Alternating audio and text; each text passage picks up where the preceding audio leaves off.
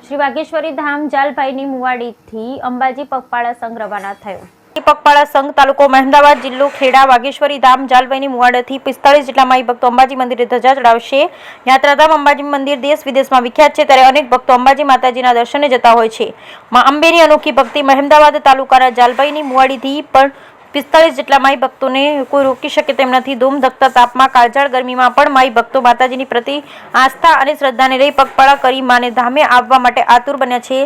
શ્રદ્ધામાં અનેરો વિશ્વાસ હોય છે, ત્યારે આકરો તાપ પણ તેને રોકી શકતો નથી। ઉત્સાહ સાથે 215 કિલોમીટર અંતર કાપી પગપાળા સંઘ યાત્રાએ જવા માટે તારીખ 29/5/2024ને બુધવારે રવાના થયા છે।